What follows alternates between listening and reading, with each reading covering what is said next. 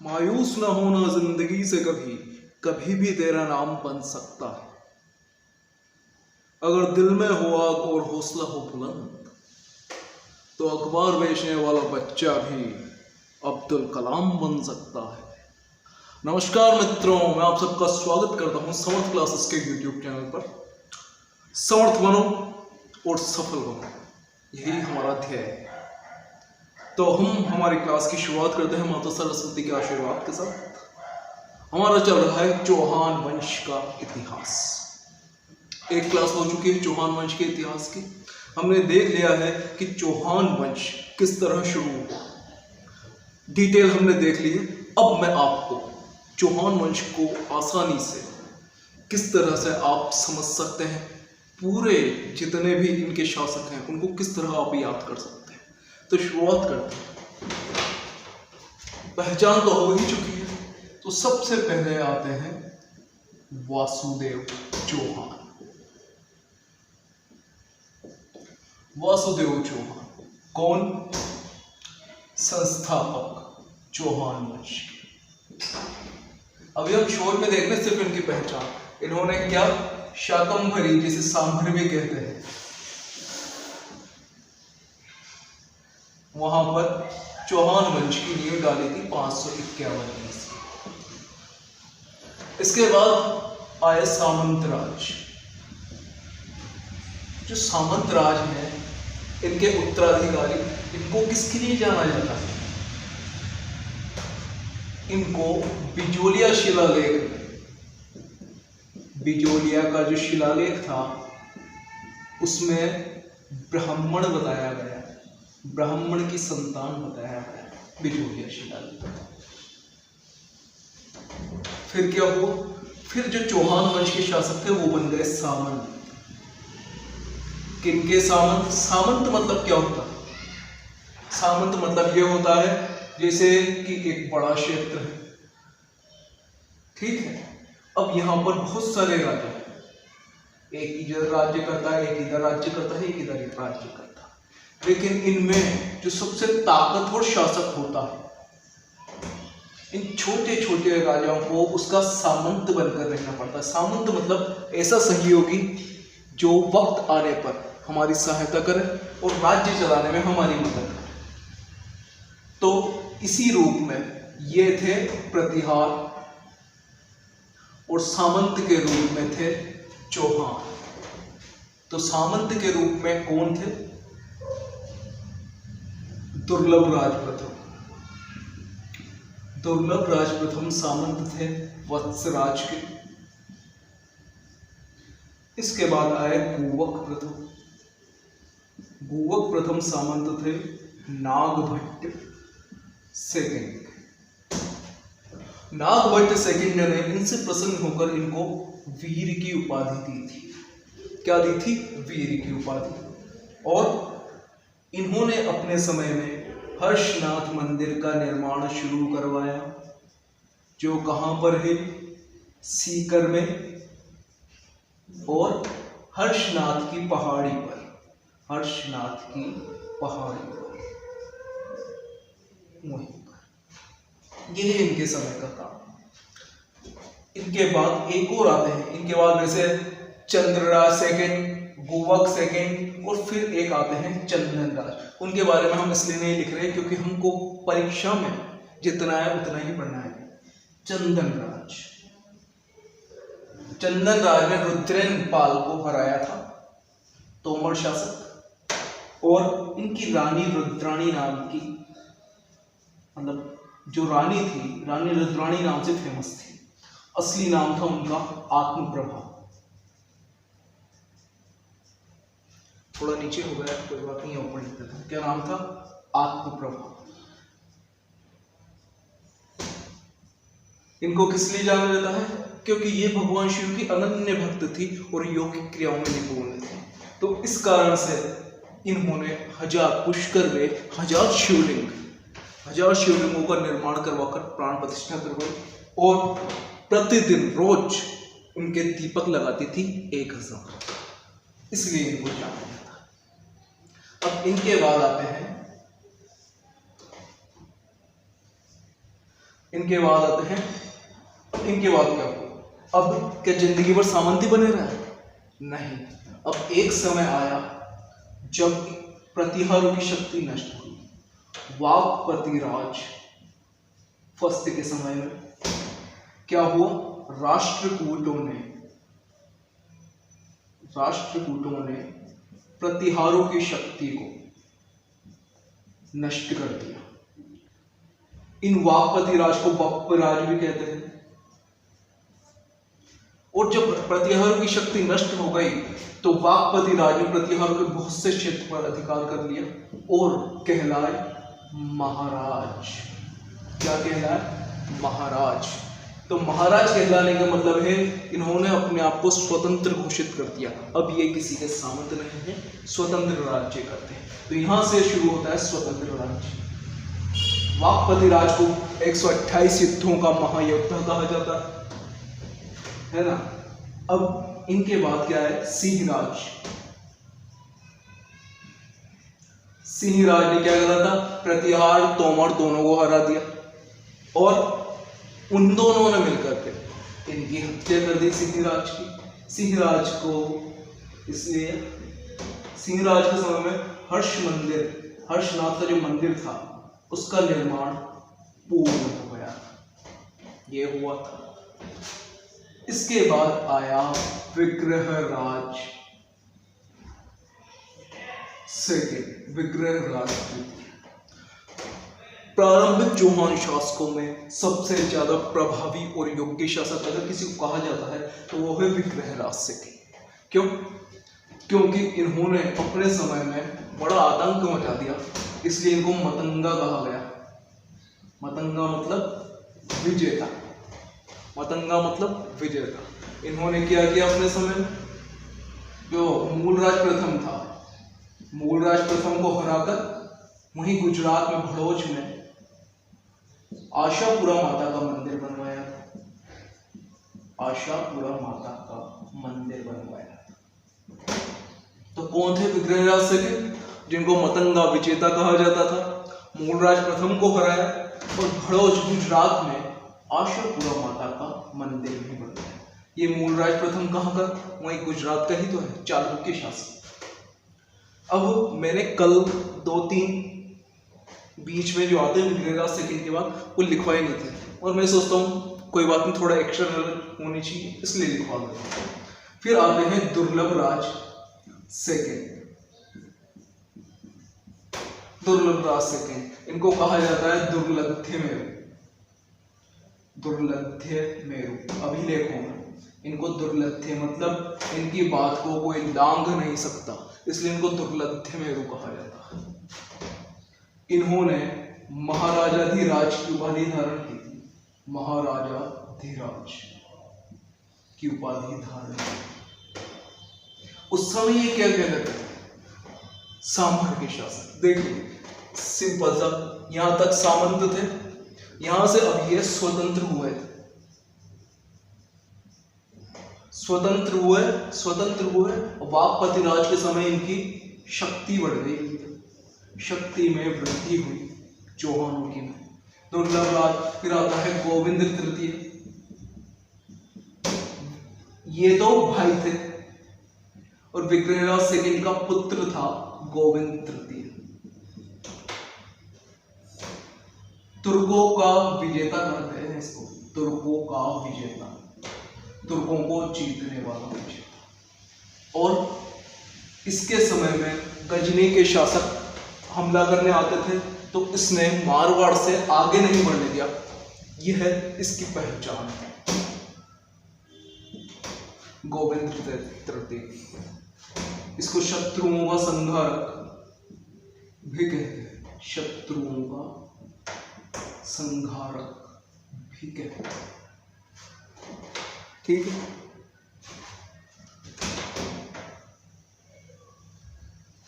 शत्रुओं का संहारक भी कहते हैं। अब इसके बाद नाम आता है वाक्पतिराज सेकंड। वाक्पतिराज सेकंड के बारे में यही है कि इसने मेवाड़ के अंबा प्रसाद की हत्या की थी। अंबा प्रसाद को मारकर ख्याति प्राप्त। दूसरा, इसका जो पुत्र था लक्ष्मण ने नाडोल में चौहान वंश की स्थापना की। कब? ये 960 ईस्वी के समय का बात है, 960 ईस्वी। अब इनके बाद आए विग्रह राज थड़, जिन्हें बीसल देव भी कहते हैं। विग्रह राज थड़, बीसल देव, इनके पुत्र थे पृथ्वीराज प्रथम। यहां तक हमने देख लिया। तो ये हो गए। अब आपको अगर परीक्षा के लिए क्या क्या याद रखना है, एक तो विग्रह राज सेकंड, ये वाले से आपको याद नहीं रहे, लेकिन ये विग्रह राज थर्ड और पृथ्वीराज प्रथम।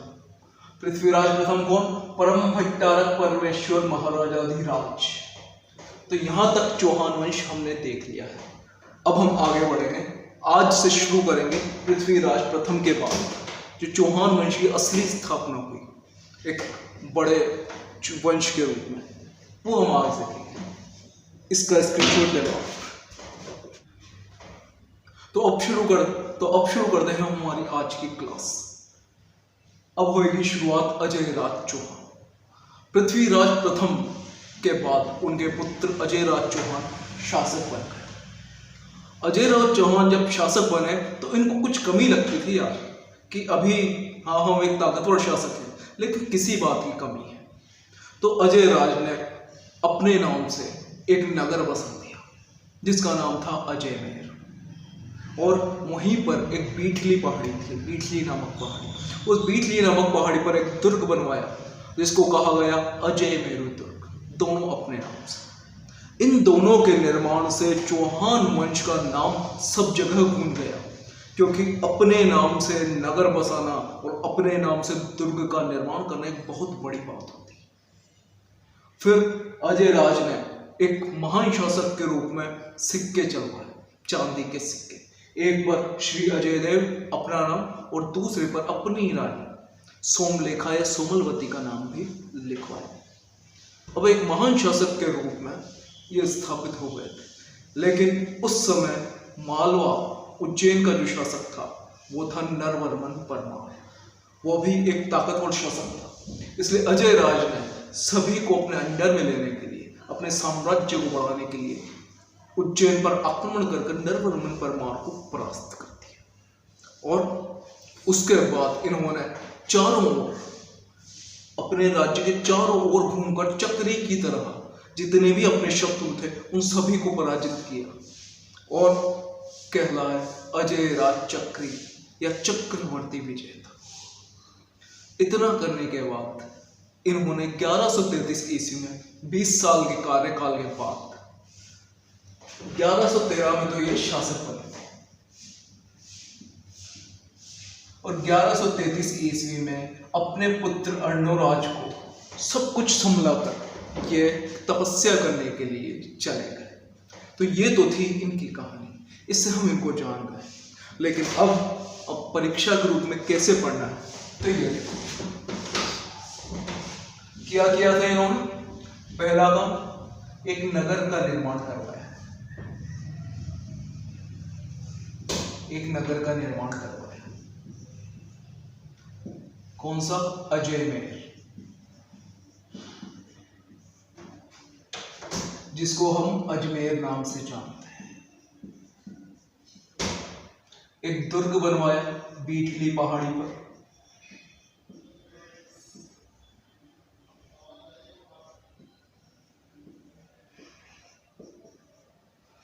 जिसको अजय मेरु दुर्ग या तारागढ़ दुर्ग भी कहते हैं, तारागढ़ दुर्ग भी कहते हैं। और क्या किया? सिक्के चलवाए चांदी के। एक पर तो श्री अजय देव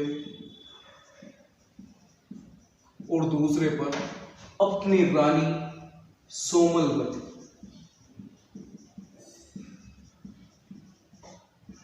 का नाम लिखा है।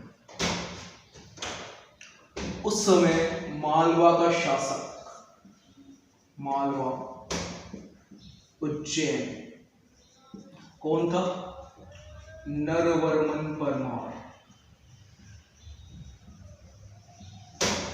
उस पर आक्रमण कर कर उसके घमंड को तोड़ दिया, परास्त कर दिया और 1133 ईस्वी में तपस्या करने के लिए चले गए।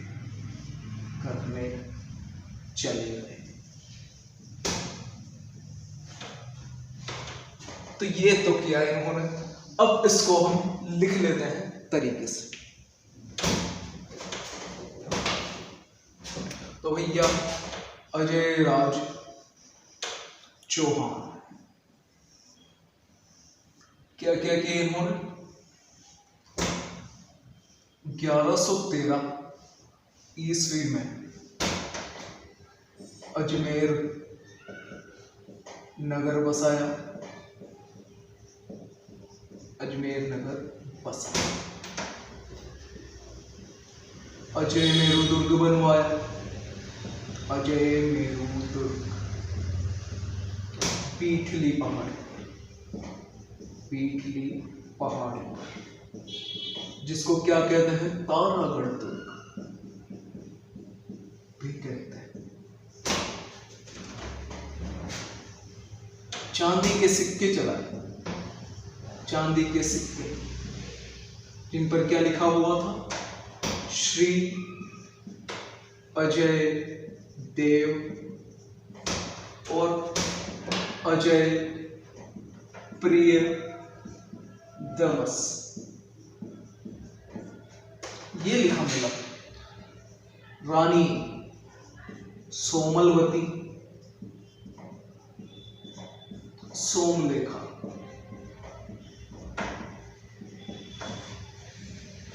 के नाम के सिक्के भी चलवाए।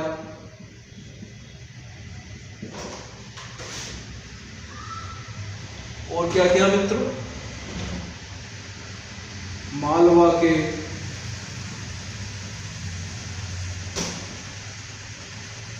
परमार शासक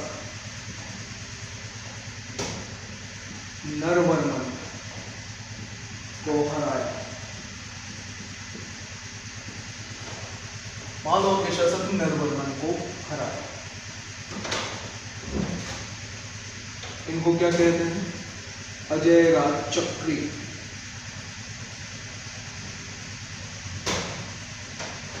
क्यों कहते हैं ये मैंने बता दिया, क्योंकि चक्री की तरह घूमकर अपने शत्रुओं को जीता, शत्रुओं को जीता। इस कारण से इनको अजय राज चक्री कहते हैं। फिर 1133 ईस्वी में अर्णोराज चौहान को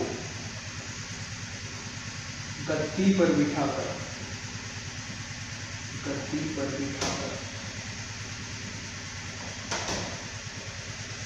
तपस्या करने पुष्कर में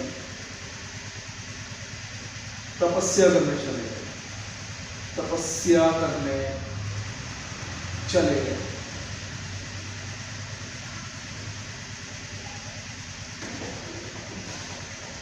अब देखो ये हमने देख लिया कि इन्होंने क्या किया। अब नीचे लेवल सबसे पहले कहानी सुनी, अब हमने फैक्ट क्लियर कर लिए, लेकिन अब इन फैक्ट से क्वेश्चन कैसे बने? इन्होंने सबसे बड़ा काम क्या किया? अगर प्रश्न पूछा जाए कि अजमेर नगर की स्थापना किसने करी? अजय राज चौहान ने 1113 में। अजमेर दुर्ग या तारागढ़ दुर्ग की स्थापना किसने करी? अजय राज चौहान।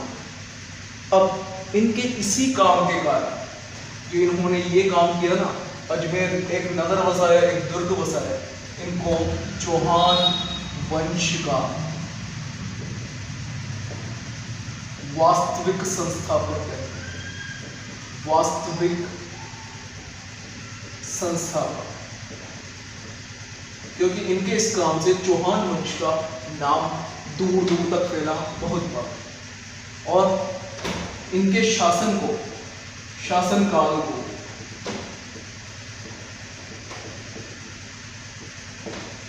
चौहान साम्राज्य का निर्माण काल भी कहते हैं। निर्माण काल भी कहते हैं।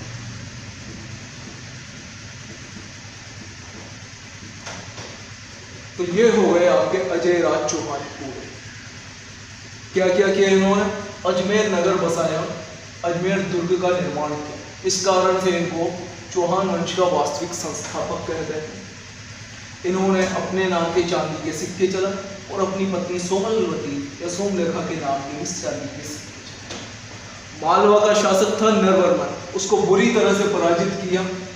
अजय राज चक्री कहलाए शत्रुओं को जीतकर 1133 ईस्वी में अर्णोराज चौहान को गद्दी पर बिठाकर पुष्कर में तपस्या करने के लिए चले गए। तो ये हो गया आपका पूरा अजय राज चौहान। अब हम देखेंगे अजमेर दुर्ग के बारे में थोड़ा, इसका स्क्रीनशॉट ले लो। अब बात करें अजय मेरू दुर्ग। अजय मेरू दुर्ग या तारागढ़ कहां पर है? ये राजस्थान में। देखो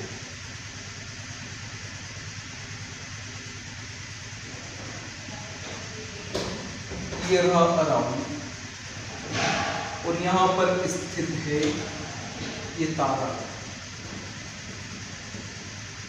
अजय मेरू दुर्ग। अब इसको देखो तो ये अब इसको देखो तो ये लगता है राजस्थान के हृदय की तरह। तो इसका एक नाम है राजस्थान का हृदय।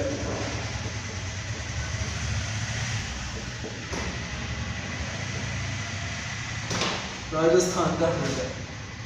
दूसरा, ये अरावली पर्वत पर है, तो अरावली का अरमान। अरावली का अरमान। अरावली का अरमान हो गए। अब जितने भी जो आक्रमण हुए ना स्वदेशी अपने ही देश के लोगों ने सबसे ज्यादा आक्रमण यहां किए, तो इसी पर। क्यों? क्योंकि यह राजस्थान की कुंजी है। अगर राजस्थान में प्रवेश करना हो, राजस्थान पर कब्जा करना हो, तो अजमेर दुर्ग को जीतना सबसे ज्यादा जरूरी है। क्यों? क्योंकि देखो अभी इतिहास में देखेंगे तो मुगलों ने, अंग्रेजों ने सबसे राजस्थान पर काबिज करने के लिए इसी को अपना केंद्र बनाया, अजमेर। क्योंकि यह बिल्कुल ऐसे जगह पे पड़ता है जहां से राजस्थान पर पूरी तरह कब्जा किया जा सकता। तो ये कहलाती है राजस्थान की कुंजी। राजस्थान की कुंजी। इसी कारण से बिशप हेबर ने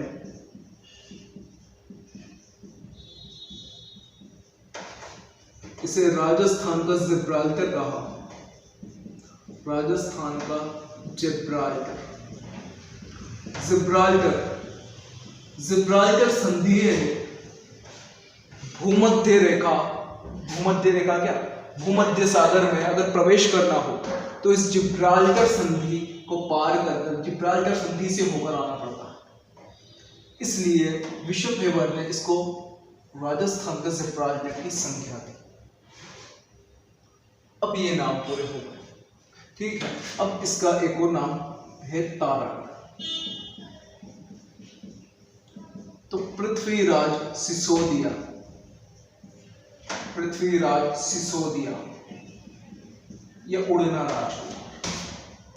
उड़ना राजकुमार। इसकी रानी थी तारा। तारा के नाम पर इसने नाम बदलकर क्या रख दिया? तारागढ़ दुर्ग। ये हो गई सिंपल सी। तो ये हो गया अजमेर दुर्ग या तारागढ़ दुर्ग का पूरा नामकरण। अब आते हैं कि यहाँ पर अजमेर दुर्ग में और क्या क्या है। तो अजमेर दुर्ग में है मीरान साहब की दरगाह, मीरान साहब की दरगाह, नाना जी का झालर, नाना जी का झालर, घोड़े की मजार, घोड़े की मजार, पृथ्वीराज का स्मारक और रूठी रानी,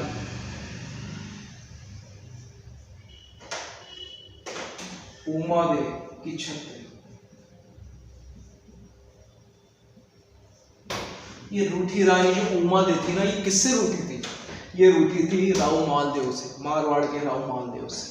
और जब राव मालदेव का अंत हो गया तो इन्होंने भी राव मालदेव के जाने के बाद वहीं पर, यहीं पर सती हो गई थी उनकी किसी निशानी के साथ, इसलिए यहाँ पर इनकी छतरी बना दी गई थी। ठीक है, ये सब चीजें। और क्या, शाहजहां, शाहजहां था ना, जहांगीर का बेटा शाहजहां, ताजमहल वाला। इस शाहजहां का बेटा दारा शिकोह, उसका जन्म भी यहीं पर हुआ था। और जब ये औरंगजेब से हारा था तो औरंगजेब से हार कर भी इसने इसी दुर्ग में शरण ली थी।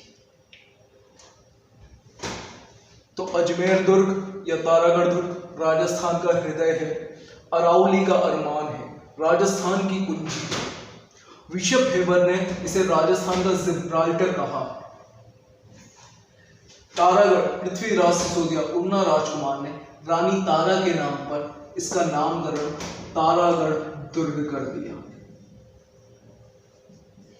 मीरान साहब की दरगाह, नाना जी का झालर, ये 7 झालर है पानी के, ये पानी के झालर है, झालर की तरह पानी गिर रहा है ये पानी के झालर। एक घोड़ा मर गया था, उस घोड़े की मजार शायद मीरान साहब का ही घोड़ा था। पृथ्वीराज का स्मारक, रूठी रानी उमा देवी की छतरी। ये हो गया अजमेर दुर्ग भी। तो आइए कहानी सुनते हैं अर्णवराज चौहान की। अर्णवराज चौहान अजय राज चौहान के बाद अजमेर के शासक बने। अजमेर के शासक जब ये बने तो जयसिंह सिद्धराज ने, जो चालुक्य शासक था गुजरात का, उसने इनको कमजोर समझकर इन पर हमला करने की गलती कर दी। लेकिन इन्होंने उसे मुंह तोड़ जवाब दिया।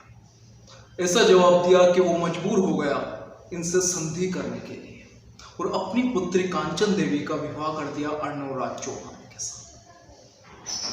अब दोनों के मध्य कोई मतभेद नहीं था, सब सही चल रहा था। कुछ समय बाद तुर्कों का आक्रमण हुआ।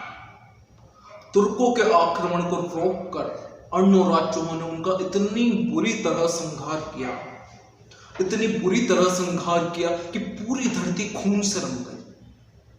और उस धरती को धोने के लिए, उनका खून साफ करने के लिए अर्णवराज चौहान को एक झील बनानी पड़ी। चंद्रा नदी को रोककर एक झील बनाई जिसको आना सागर झील के नाम से जाना जाता है। इस तरह वो झील फिर बाद में सिंचाई के लिए भी काम आने लग गई, पेयजल के लिए भी काम आने लग गई। फिर आगे बढ़ेंगे अब इसके बारे में। फिर क्या हुआ, जो कांचन देवी थी चालुक्य वंश की, जयसिंह सिद्धराज की बेटी, और अर्णवराज चौहान के बीच में जब वो चौपड़ खेल रहे थे ना, तो मजाक मजाक में अर्णवराज ने उनके परिवार के बारे में, उनके परिवार मतलब उनके पिता के बारे में, उनके वंश के बारे में कुछ ना कुछ ऐसा कह दिया जिससे उनको बुरा लग गया।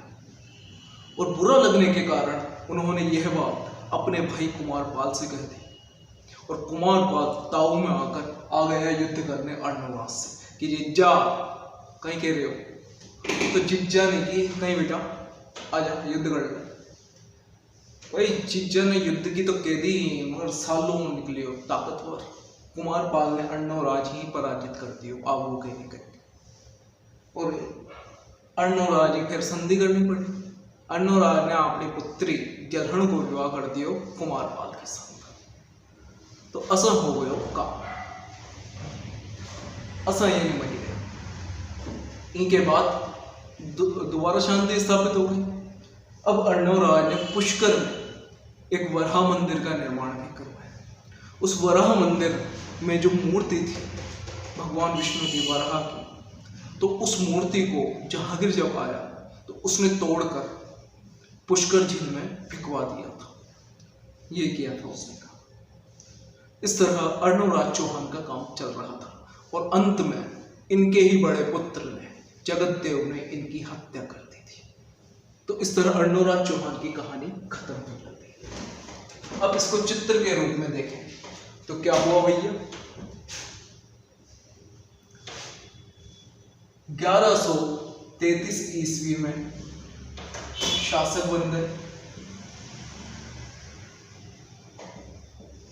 शासक बने 1134 में जय सिंह सिद्धराज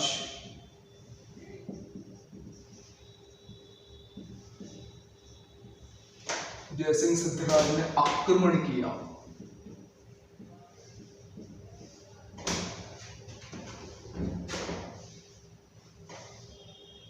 अजमेर,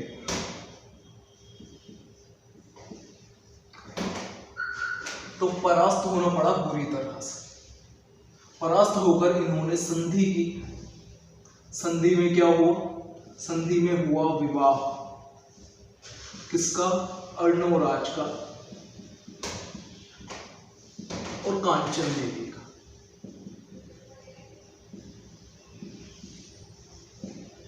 इनकी पुत्री। आगे जाकर इनसे एक पुत्र उत्पन्न हुआ जिनका नाम था सोमेश्वर चौहान।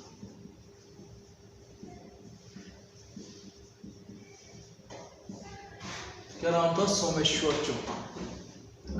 आगे क्या हुआ था? अर्णवराज और इनके बीच में हंसी मजाक के चक्कर में एक दूसरे की बुराइयां करना शुरू कर दी। तो ये बात पता चल गई थी कुमारपाल। कुमारपाल ने 1145 ईस्वी में कहां पर? आबू के निकट, आबू के निकट अर्णवराज को परास्त किया। अर्णवराज को परास्त कर दिया और ये जीत गए। इसके बाद कुमारपाल की कीर्ति बहुत ज्यादा बढ़ गई। अर्णवराज को संधि करनी पड़ी और संधि में विवाह करना पड़ा। किसका? अपनी पुत्री का। कौन थी? जलहण। इसका विवाह हुआ कुमारपाल के साथ।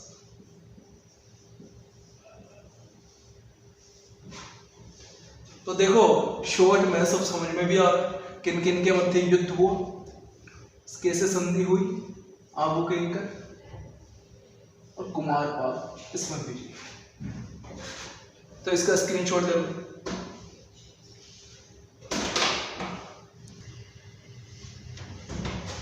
अर्णवराज ने और क्या किया था? पुष्कर में निर्माण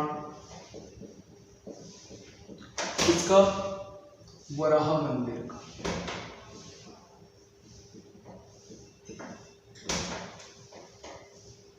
जिसमें जहांगीर ने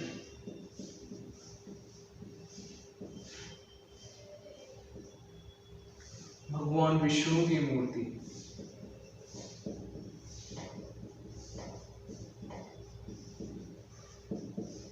तोड़कर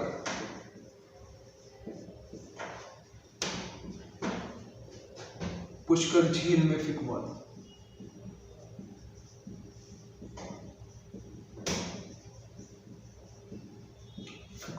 थी पुष्कर झील में फेंकवा दी थी। इनके दरबार में दो विद्वान थे।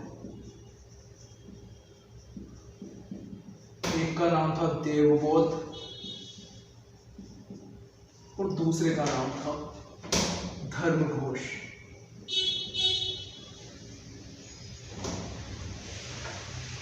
देवबोध और धर्मघोष।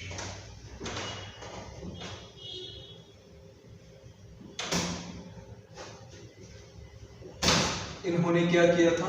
आना सागर झील का भी निर्माण करवाया। आना सागर झील,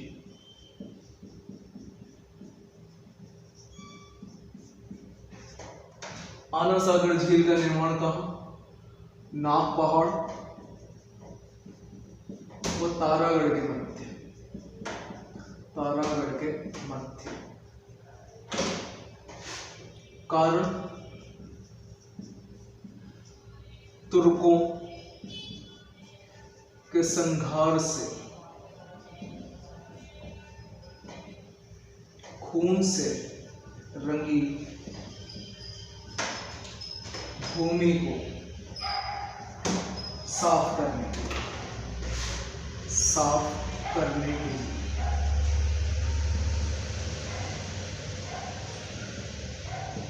तो इस तरह से पहाड़, ये समझ लो नाग पहाड़, और यहां पर ये दुर्ग आ गया तारागढ़।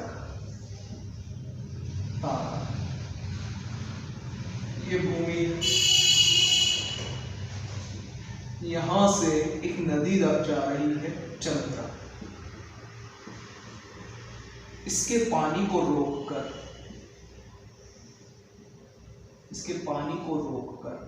इसको झील बना दी गई और क्या कहलाई? आना सागर झील।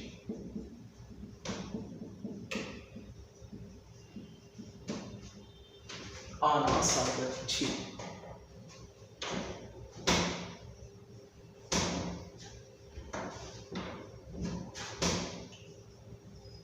चंद्रा नदी के पानी को रोककर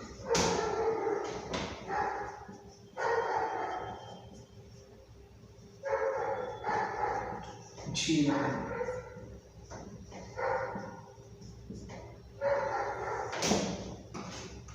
अब आना सागर झील तो बन गई थी, लेकिन जब आना सागर झील के यहाँ जहांगीर आया तो जहांगीर ने जब इस आना सागर झील को देखा तो उस झील के किनारे उसका मन हुआ कि यार बहुत शानदार झील है, तो इस झील के यहाँ तो एक बाग होना चाहिए। तो क्या बनवाया? दौलत बाग, जिसको सुभाष बाग भी है।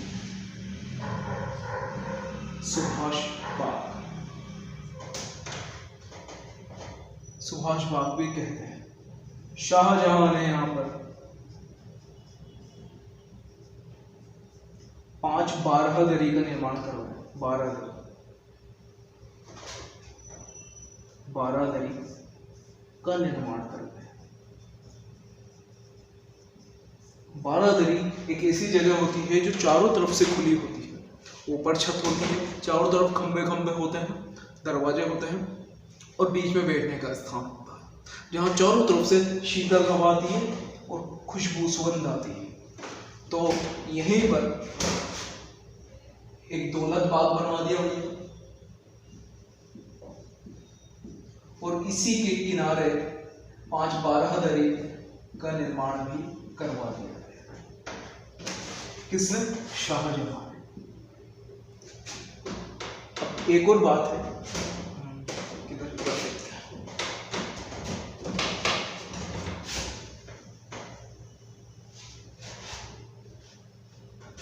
नोट। नूरजहां की मां अस्मत बेगम ने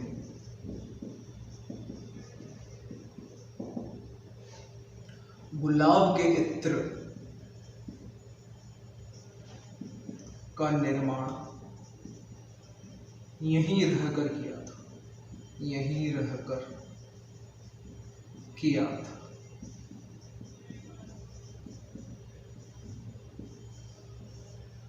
यहीं रहकर किया था। तो यह गुलाब का इत्र यह सिर्फ अपनी बेटी के लगाती थी, नूरजहां के, और नूरजहां के लगाकर नूरजहां ने किसको पटा लिया था? हिंदुस्तान के राजा जहांगीर को। हिंदुस्तान का बादशाह था जहांगीर, उसको पटा लिया था। ये था इसका राज। तो देख लो भैया, अर्णवराज 2 युद्ध याद रखने। कौन सा? चालुक्य शासकों के साथ हुआ, जयसिंह सिद्धराज के साथ, जिसमें अर्णवराज जीत गए थे, शुरुआत में हुआ था। फिर कुमारपाल के साथ हुआ, कुमारपाल से हार गए। दोनों में संधि हुई और क्या हुआ? विवाह। एक बार कब? जयसिंह सिद्धराज की बेटी कांचन देवी से विवाह हुआ अर्णवराज का। इन दोनों से पुत्र उत्पन्न हुआ सोमेश्वर चौहान। फिर आगे जाकर जलहण से विवाह हुआ था किसका? कुमारपाल का। ये इतनी बात थी। इसके बाद अर्णवराज ने क्या निर्माण करवाया? वराह मंदिर का। तो यहाँ जहांगीर ने भगवान विष्णु की मूर्ति को तोड़कर पुष्कर झील में फेंकवा दिया था। इनके दरबार में 2 विद्वान थे, देवगोत और धर्मघोष।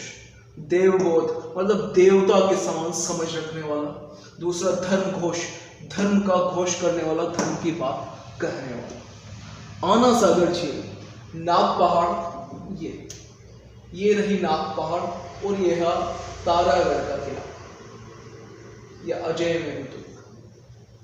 इसके ये बीच का जो क्षेत्र है, यहाँ पर तुर्कों का इतना बुरा संहार किया था कि खून से रंगी थी ये धरती।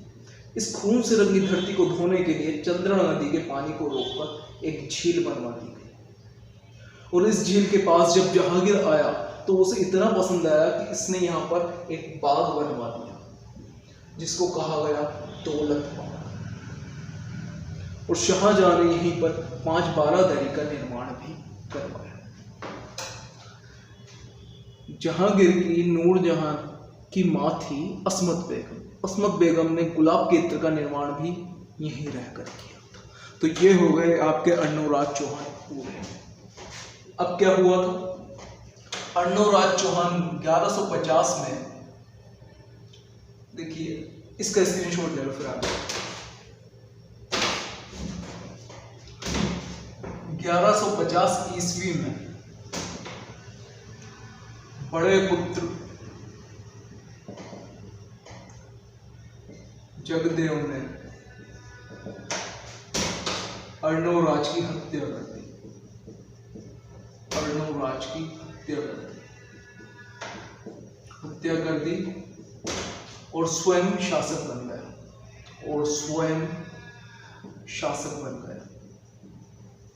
शासक बना। इसको चौहानों का पितृहंता कहते हैं। चौहानों का पितृहंता। अब मेवाड़ का पितृहंता याद है? उदा, जिसने महाराणा कुंभा की हत्या कर दी थी। चौहानों का पितृहंता यह है। और मेवाड़ में कौन था? उदा, जिसने महाराणा कुंभा की हत्या की थी। 1150 ईस्वी में इनकी लीला समाप्त।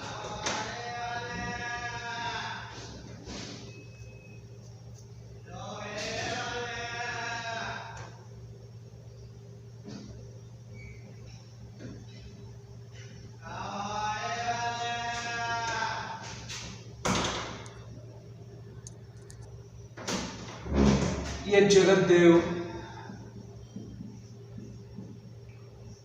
1153 ईस्वी तक शासक रहा। फिर क्या हुआ? फिर आया विग्रहराज चतुर्थ। विग्रहराज चतुर्थ ने जगतदेव को गद्दी से हटाया और स्वयं शासक बन गया।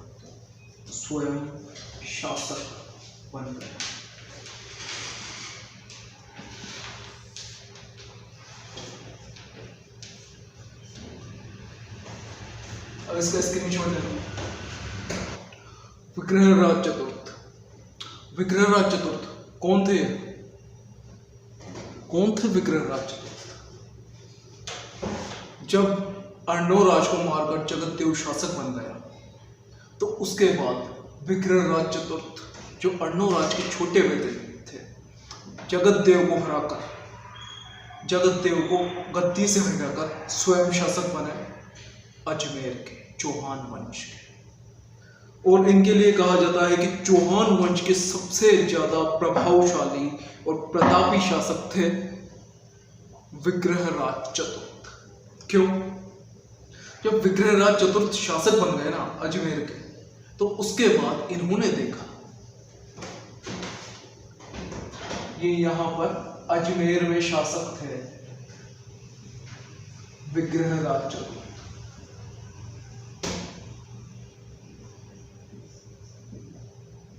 तब इन्होंने देखा कि गजनी का एक शासक है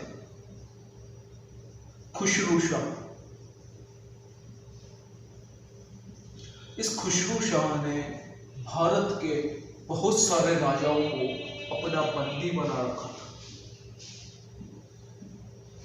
बहुत सारे राजाओं को अपने अधीन कर रखा था।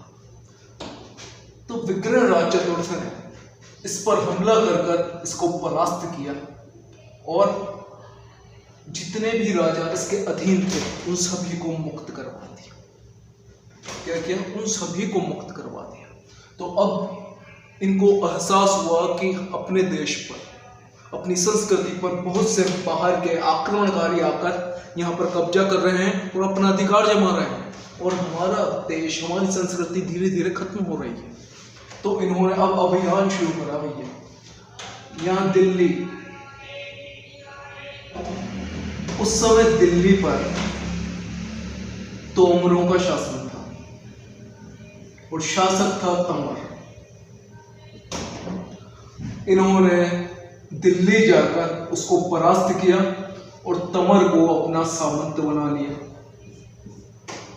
इसके बाद इन्होंने तो भैया पराक्रम छा गया। यहाँ पर थी सतलज की भंडारक जाति, इसको बुरी तरह खदेड़ा बाहर। पंजाब में मुस्लिम आक्रांताओं का शासन था, इन सभी को यहाँ से खदेड़कर इन्होंने बाहर कर दिया और पूरे इस क्षेत्र को साफ कर दिया। बिल्कुल अब कोई भी आक्रांता इसमें एंटर नहीं हो पा रहा। इन्होंने अपना पूरा साम्राज्य खड़ा कर दिया। इधर यहाँ नीचे उस समय चालुक्य शासक था गुजरात में, कुमारपाल, वही कुमारपाल जिसने अर्णोराज को पराजित किया था। तो इन्होंने इसको भी पराजित किया। इससे जालोर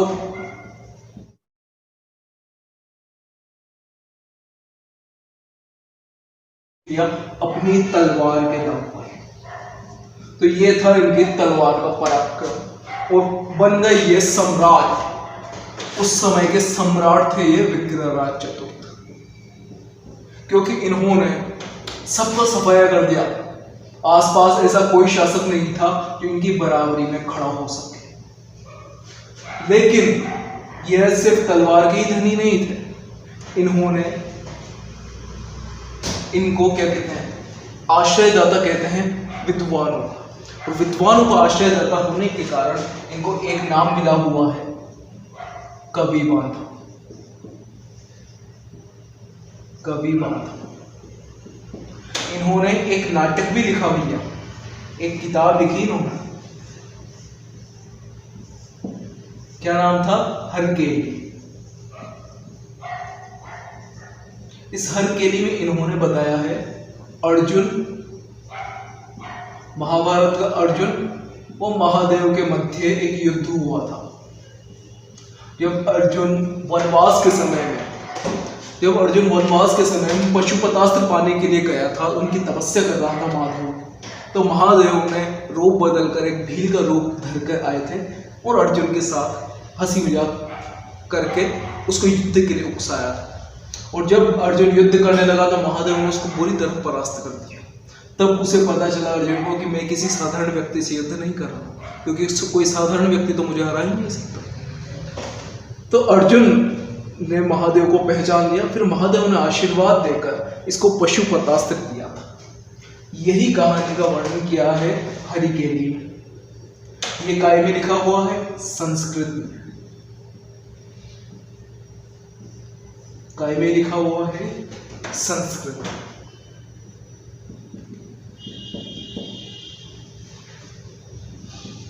तो अभी ये जो भी बातें हैं ना, इनको एक बार हम डिटेल में लिख लेते हैं, ठीक है?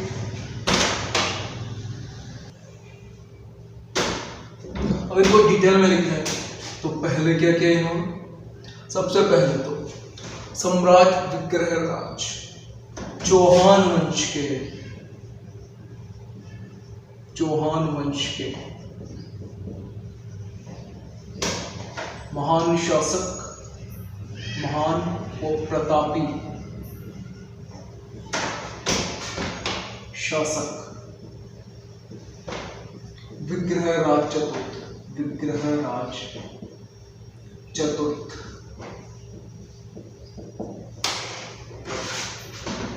इनके शासनकाल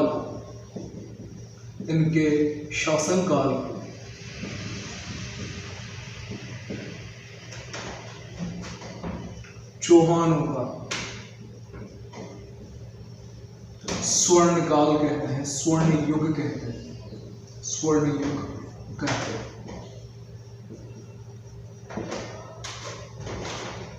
इन्होंने गजनी के खुसरू शाह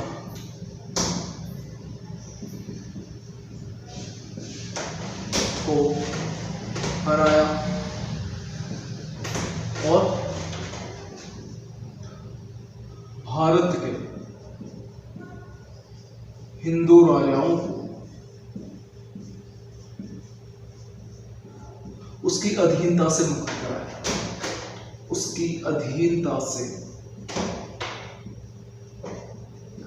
कराया।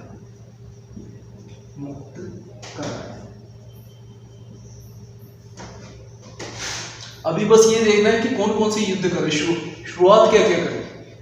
हराया, फिर दिल्ली के तोमर शासक तंवर को पराजित किया। तंवर को 1157 ईस्वी में पराजित किया।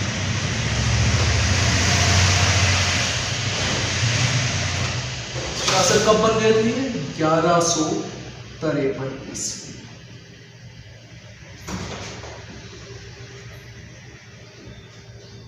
तंवर को पराजित किया। भंडारक कहां के थे? सतलज के। वो पंजाब के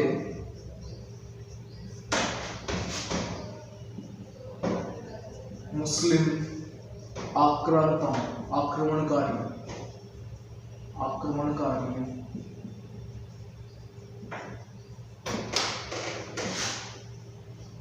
को हराकर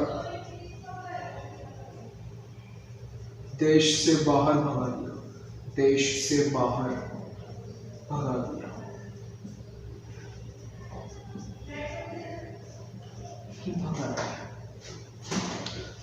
तो यह थे इनके युद्ध। फिर इन्होंने किसको? चालुक्य कुमारपाल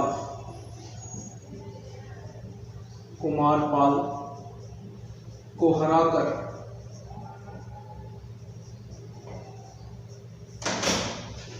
जालोर, नागौर और पाली पर अधिकार किया।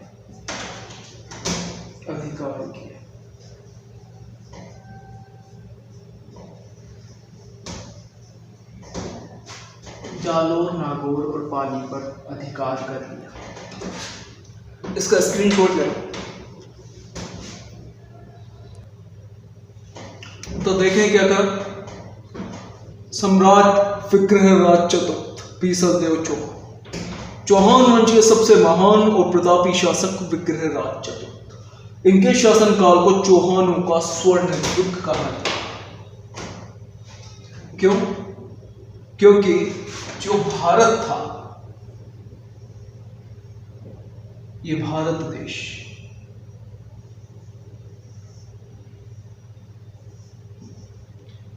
अब यहां पर पहले तो भारत क्या ये इतना भी फैला हुआ था, तो यहां पर था विग्रहराज चतुर्थ ने पहले गजनी के ये खुसरू शाह को हराकर जितने भी हिंदू राजा थे उसके अधीन उन सबको मुक्त करवाया। यहाँ पर दिल्ली पर अधिकार करवाया। ताकि यहाँ से इन सब पर निगरानी रख सके। यहाँ जो भंडारक जाति थी और जो मुस्लिम आक्रमणकारी थे उनको यहाँ से बाहर भागर खदेड़ दी। इधर नीचे भी गुजरात में कुमारपाल को हराकर इस जगह पर भी अधिकार कर लिया। तो ये पूरा क्षेत्र जहाँ पर बाहर से आक्रमणकारी आकर अधिकार करते थे उस सब को पूरी तरह से साफ कर दिया। अब इस कारण से इनके शासनकाल को चौहानों का स्वर्ण युग कहते हैं। अब विग्रहराज चतुर्थ जो थे वो सिर्फ तलवार के ही धनी नहीं थे, यह सिर्फ तलवार के ही धनी नहीं थे,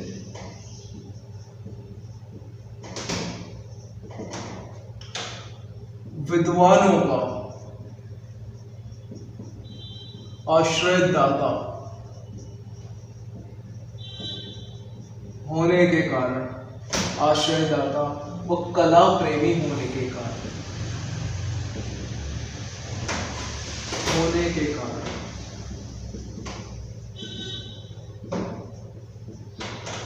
इन्हें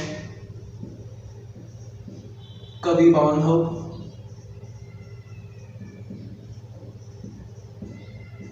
व कटिबंधु भी कहते हैं। कटिबंधु, कवि बांधव व कटिबंधु भी कहते हैं, ये इनका एक और नाम होता है। इन्होंने एक नाटक की रचना की।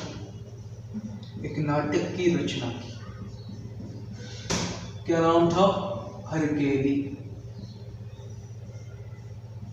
संस्कृत भाषा में इन्होंने इसमें अर्जुन व महादेव के मध्य युद्ध का वर्णन किया।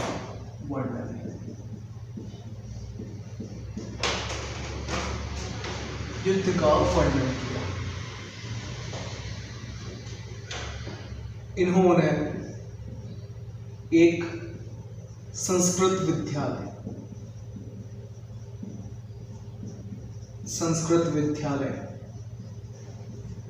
जिसका नाम सरस्वती कंठाभरण विद्यापीठ था। कंठाभरण विद्यापीठ, सरस्वती कंठाभरण विद्यापीठ, इसमें इसका निर्माण करवाए।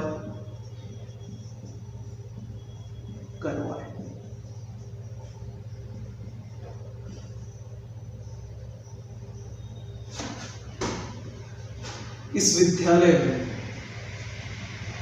इनका जो नाटक है ना, हरकेली संस्कृत नाटक की पंक्तियां अंकित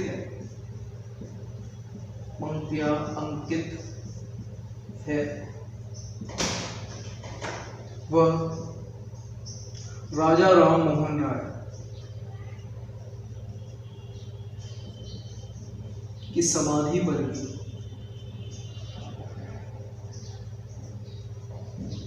इस नाटक की पंक्तियां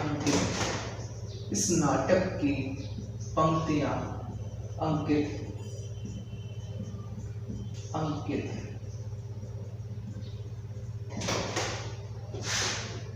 उस नाटक की पंक्तियां अंकित है। इन्होंने इसके अलावा टोंक में बीसलपुर नगर वो बीसल सागर तालाब बनवाए।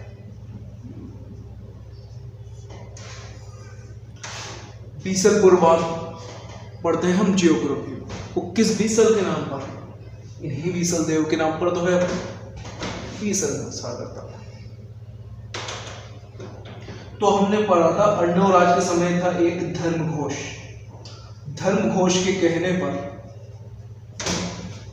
एकादशी के दिन, 11 एकादशी के दिन इन्होंने पशु हत्या पर प्रतिबंध लगवा दिया।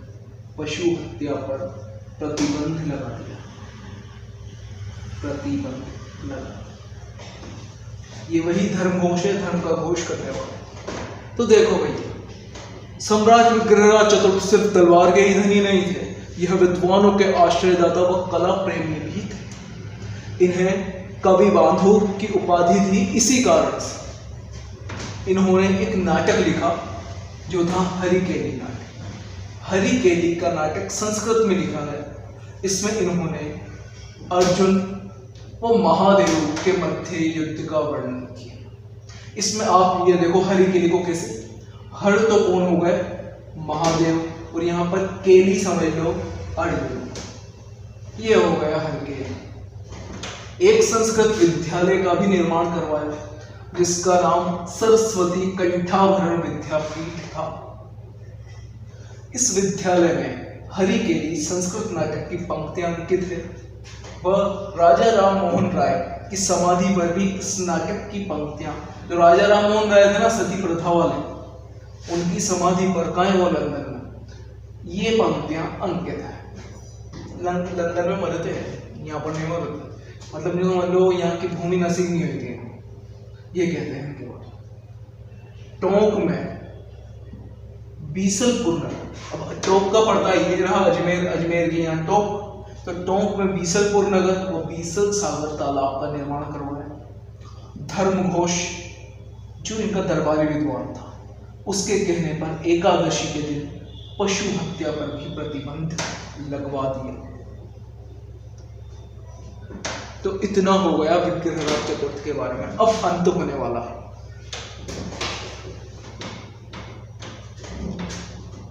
इनके समय में सोमदेव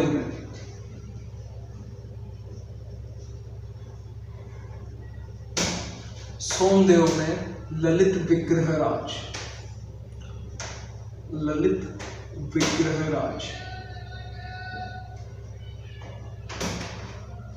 विग्रहराज में विग्रहराज व इंद्रपुरी की राजकुमारी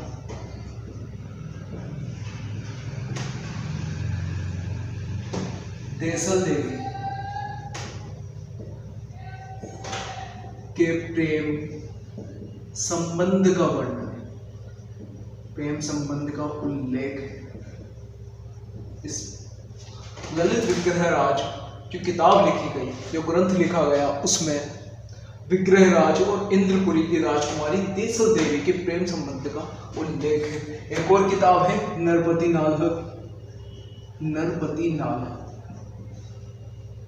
ये क्या है, बीसल देव रासो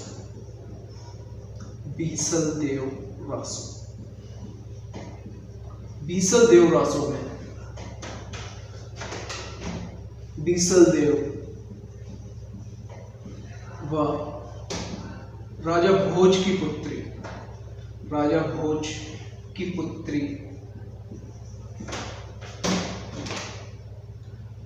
राजमती, इनके प्रेम संबंध का उल्लेख है। अब यहां पर ये बात आती है कि जो राजा भोज की पुत्री कहा जा रहा है, तो ये समय चल रहा है 1153 ईस्वी का। इस समय तो राजा भोज थे ही नहीं, इस समय तो थे ही नहीं। तो इससे पहले थे कब, विग्रहराज तृतीय के समय। तो ये कहानी है विग्रहराज तृतीय की, ठीक है ना। तो यही तो दो राजकुमारियों से प्रेम, तो कई बार ये गड़बड़ हो जाती। यह कहानी है विग्रहराज तृतीय की। अब एक और बात आती है, जब इन्होंने दिल्ली पर हमला किया था ना, तो दिल्ली में अशोक सम्राट अशोक का स्तंभ लेखे कहां पर, फिरोज कोटड़ा दिल्ली में, उसी पर एक लेख लिखाया, शिवालिक स्तंभ लेख। शिवालिक स्तंभ लेख। इस शिवालिक स्तंभ लेख में बताया गया है कि विग्रहराज चतुर्थ ने पूरे आर्यावर्त से मल्लेच्छों का सफाया कर दिया। मल्लेच्छों का सफाया कर दिया और अपने उत्तराधिकारियों को यह आदेश दिया कि वो इन मल्लेच्छों को दूर मां अटक नदी तक ही सीमित रखें। ये लिखा हुआ है इस शिवालिक स्तंभ लेख। तो प्रश्न आ जाता है कि शिवालिक स्तंभ लेख किस योद्धा के समय में, किस शासक के समय में लिखा गया? तो वो है विग्रहराज चतुर्थ वीसलदेव चौहान। ये इनका वर्णन मिलता है। अब इसका स्क्रीनशॉट ले लो, फिर अब हम आखिर में पढ़ते हैं इससे।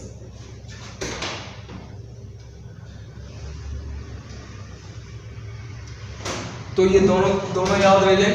दोनों क्या याद क्या करना उसमें? नरपति नाल है, बीसलदेव रासो। अब ये वही बीसलदेव रासो है जिसमें सूर्यवंशी बताया गया है, चौहानों को सूर्यवंशी। तो ये वाली तो फिक्स हो गई।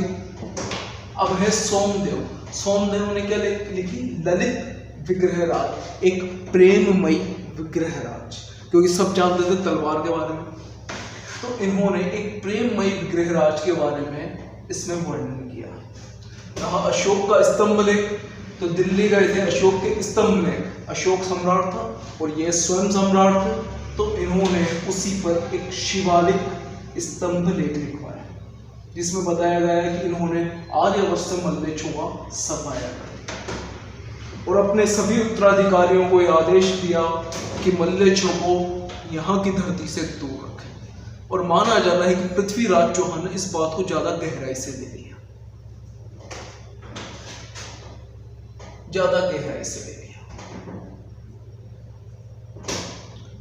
तो ठीक है मित्रों, अब क्या है इनका ये समय कब तक रहा है? ये शिवालिक स्तंभ लेख लिखा गया 1163 ईस्वी, अंतिम समय समझो। और इनका भी लास्ट समय यही है 1163 ईस्वी।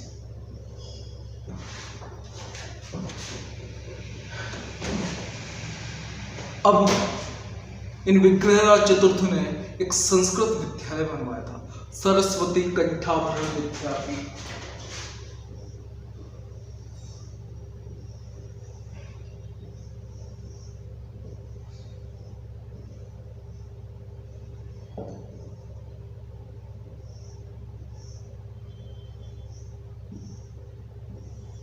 संस्कृत विद्यालय। तो जब मोहम्मद गोरी ने पृथ्वीराज चौहान को हराने के बाद यहां पर आक्रमण किया तो उसका सेनापति था कुतुबुद्दीन ऐबक। कुतुबुद्दीन ऐबक ने इस संस्कृत विद्यालय को तोड़वाकर बना दिया 2.5 दिन का झोपड़ा। 2.5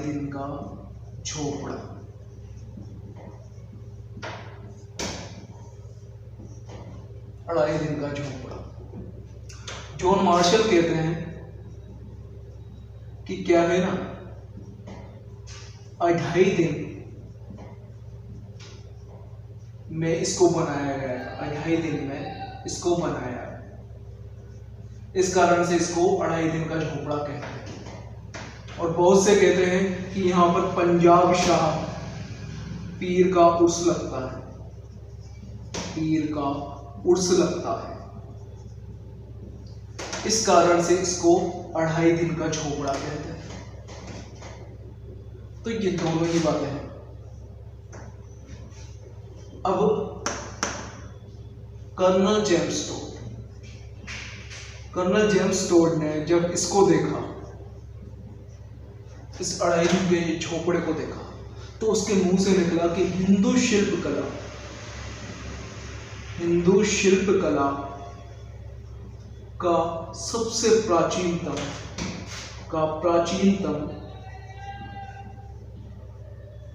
व पूर्ण परिष्कृत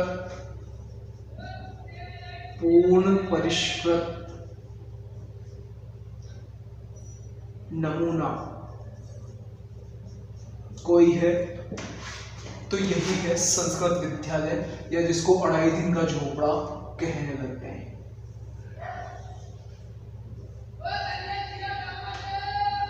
बस यही बातें हैं इसके बारे में। इसी अढ़ाई दिन के झोपड़े में हरकेली नाटक की पंक्तियां अंकित मिलती है।